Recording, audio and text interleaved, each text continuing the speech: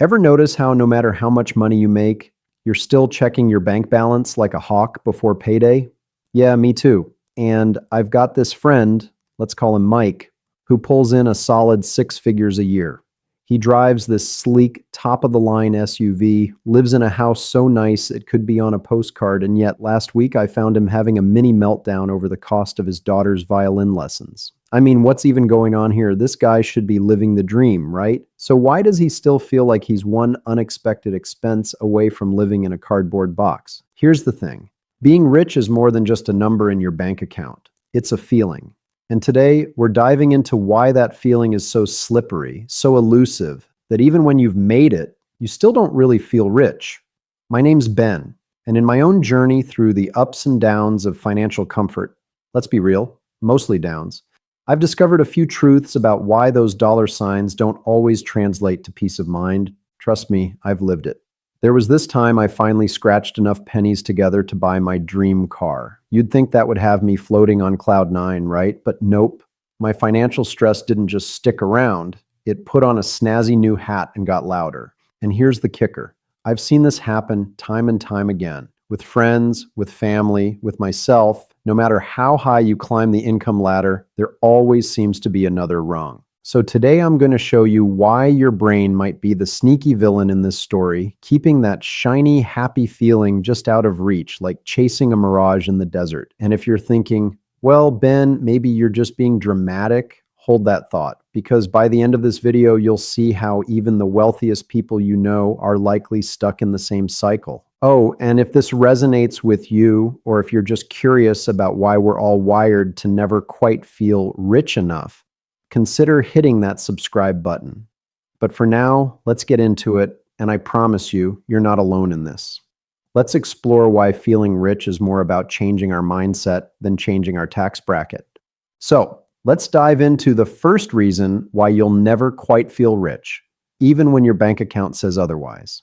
Here's something I've noticed over and over, and it all started with this guy I know from back in the day, Danny. Danny's one of those guys who seems to have it all figured out.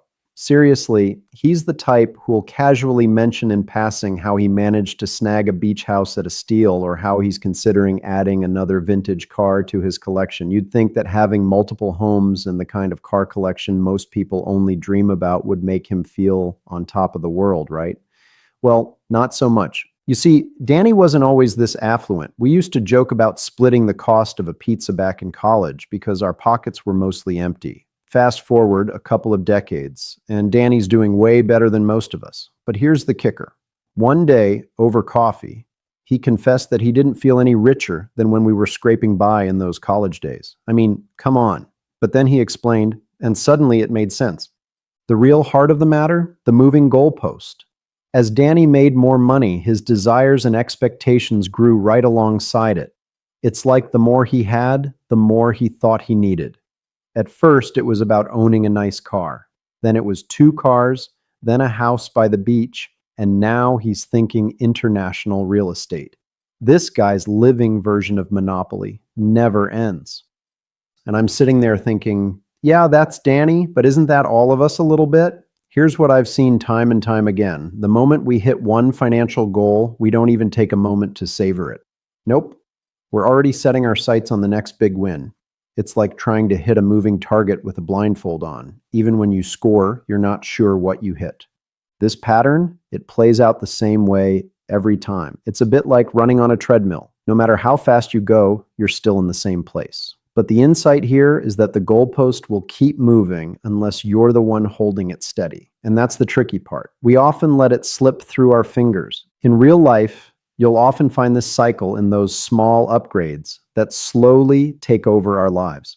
Maybe it starts with the newest phone, then upgrades to a bigger apartment, and before you know it, you're eyeing a vacation home. It's like lifestyle creep on steroids. And what's funny, or maybe not so funny, is that this cycle isn't just about money.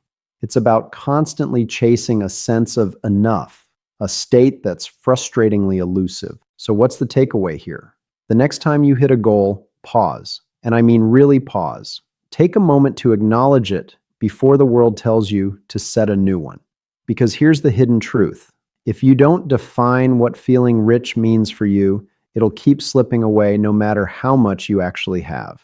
And this is where it gets interesting, because feeling wealthy might just be more about appreciating where you are and what you have right now. Which brings us to something that might surprise you: the impact of comparing ourselves to others. I remember this one time when I totally fell into that trap. Let me tell you about my neighbor, Tim. Tim wasn't just the guy next door. He was the guy who managed to snag a sleek, shiny new sports car. That beast was the envy of the whole block. Now, I'm not a car guy, at least I thought I wasn't, until I saw Tim zooming around in his new ride. Suddenly, my reliable old sedan felt like it was held together with duct tape.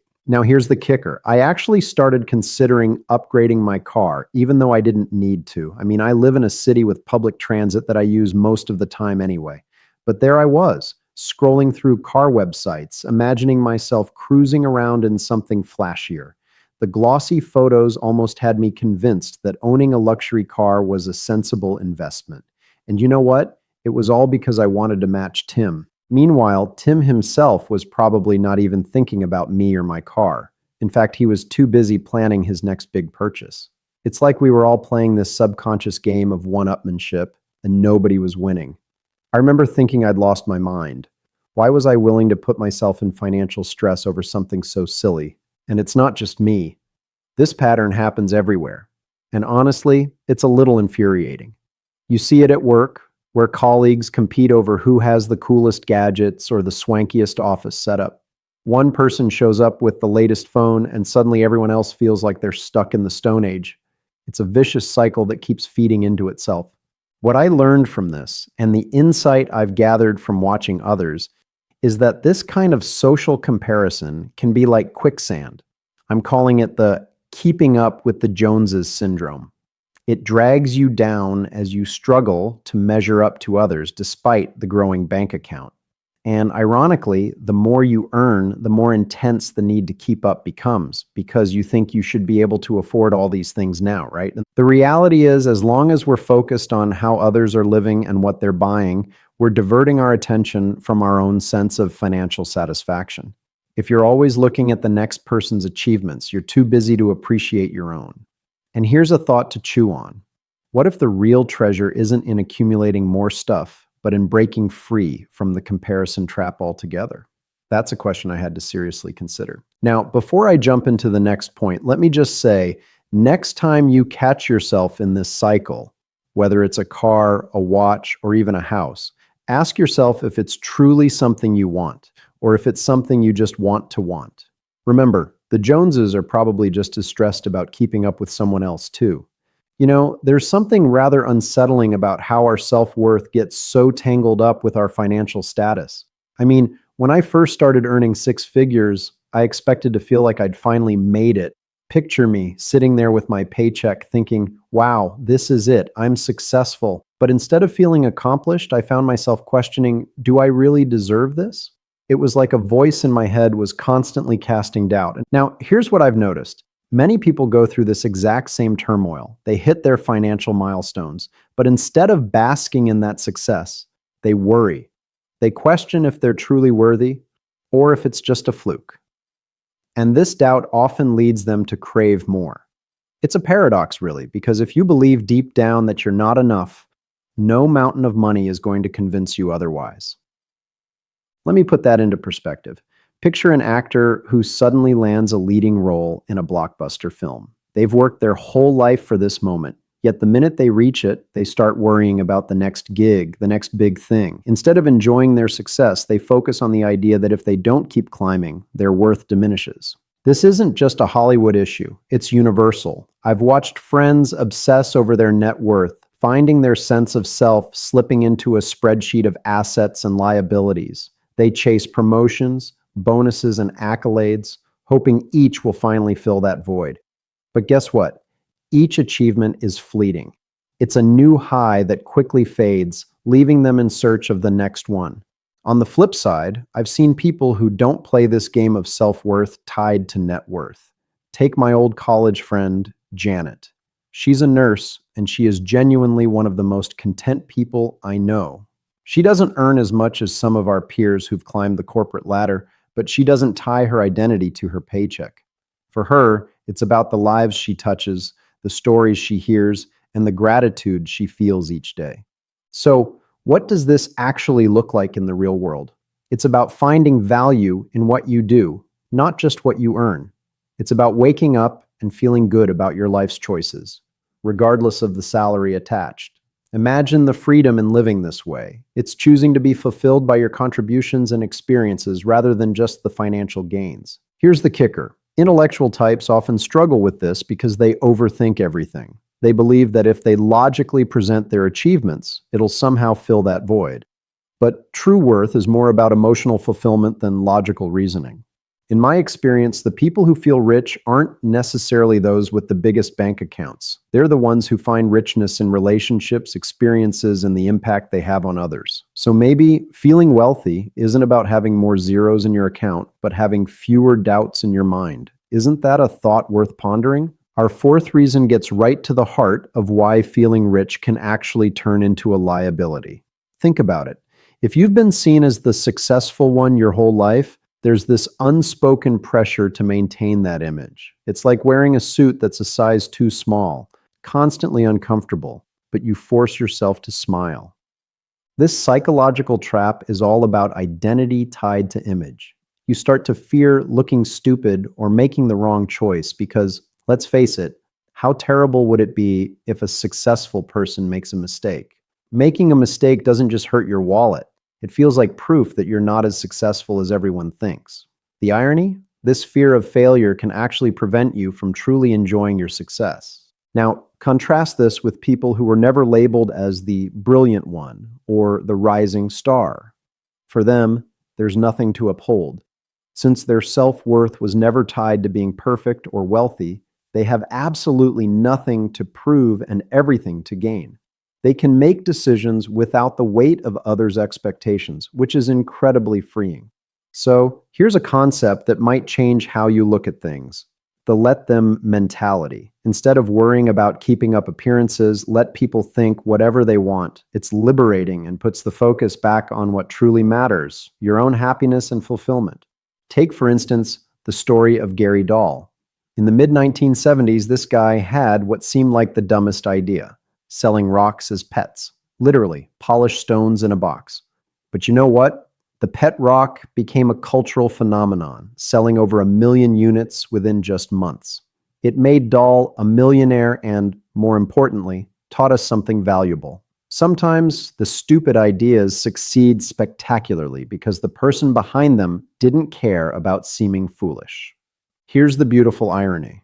While people worried about maintaining their smart image were stuck in analysis paralysis, folks like Gary were out there following what truly made them happy, even if it seemed absurd to everyone else. The pattern here is obvious once you see it. Those who avoid the psychological trap of identity are often the ones who do what they love, succeed unexpectedly, and ironically end up feeling the richest. So maybe the key isn't living up to an image, but rather letting go of it. Because when you stop chasing other people's definitions of success, you open the door to feeling genuinely wealthy in your life. Isn't that worth considering? Which brings us to our fifth and final reason why you might never feel rich, even when you are: the societal obsession with prestige and status. And let me tell you, this trap is like quicksand that swallows your sense of wealth whole. Imagine you're 18 years old, standing at a crossroads. You have two paths. One leads to a prestigious Ivy League school where the average annual tuition is mind-boggling. The other is a solid state university that's far more affordable. The first path comes with a shiny label that society loves to flaunt, while the second is practical, freeing you from a mountain of debt. Fast forward 20 years, and who do you think is in better financial shape? The one who paid off loans for decades or the one who started building wealth right out of college? It's not rocket science. Speaking of which, I know a guy named Mike. Mike didn't chase the typical symbols of success. He opted for a career as an electrician. Not exactly the kind of job that gets you invited to fancy cocktail parties, right? But while his friends were accumulating debt-chasing MBAs and fancy job titles, Mike was accumulating something far more valuable: financial freedom. He started his own small business, and let me tell you, he's living large. He doesn't worry about impressing anyone. He's too busy depositing checks and planning vacations. And here's the crucial difference. Folks like Mike focus on what actually works. They're not worried about the prestige that often shackles those who chase traditional markers of success. They're playing a completely different game, one where the rules make sense and the rewards are tangible, not just shiny medals or framed diplomas. Think about it. Prestige might get you through certain doors, but it can also trap you in rooms lined with gold-plated cages of stress and endless expectations. Society often sells us this narrative that success is linear, tied to the brands we wear or the institutions we attend. But when you strip away the flashy veneer, what you really find beneath is a race to nowhere. And the math isn't even close when you factor in the cost of maintaining that image. It used to drive me absolutely crazy that people could pour countless resources into looking successful rather than being successful. The real winners, they're the ones who ignore the prestige trap and focus on what truly matters, building a life they love, not just one that photographs well for social media. So next time you're tempted to chase that status symbol, ask yourself if it's really worth the cost. Because the folks who feel the richest aren't those with the most prestigious titles. They're the ones with the happiest lives.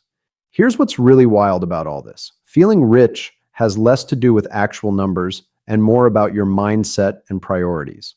It's about gratitude, contentment, and living within your means, none of which require a $1 million bank account. The traits that lead to true wealth aren't complicated or mysterious. They're things like contentment, gratitude, and the ability to value experiences over possessions. But here's the catch.